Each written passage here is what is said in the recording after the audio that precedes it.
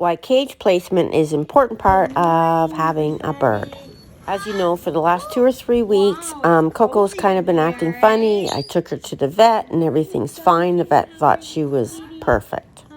I don't know how many weeks ago, 3 weeks ago, I moved the cages around. So Coco was on the far end, close to Rue, and Cookie was beside Newman. She started clipping her feathers.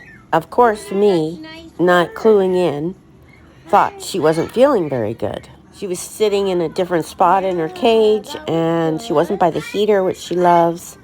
Her feet were kind of cold, so of course I started thinking that she was sick. I don't even consider the fact that it's the cage now.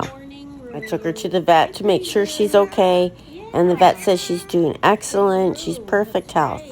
I don't know if it was one of my followers who said maybe it's because you move cages that she's doing that, or it came to me.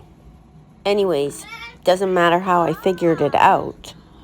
Maybe it is the cage placement. So then I was torn between should I move Coco somewhere else or I didn't want to take Cookie away from Newman. And one of you suggested, well, why don't you put her back and see if that really is the problem why she's clipping her feathers. So I moved her back on Friday and the feather clipping stopped. Thank goodness. So it was the cage placement why she was unhappy. As bird owners, we need to keep in mind that cage placement is everything for a bird. Do they like it quiet? Do they like who they're beside? Do they like where they are in the house? We mindlessly move things around without even considering the fact that it could be a problem for our bird. If you're not familiar with Coco, any little bit of stress, she starts clipping her feathers. And she'll pull out the ones on her chest, and there's like a root there. Like, she's very sensitive. If I leave the house and she sees me leaving the house at a different time of day than what is normal, I'll come back and she's pulled out her feathers. I try really hard not to put her in those situations, but sometimes it does happen. I've seen some birds that have started plucking because their cage was moved, and then once they start the habit, then it's hard to break. In Coco's case, I think she was afraid of Rue, so she doesn't really like Rue.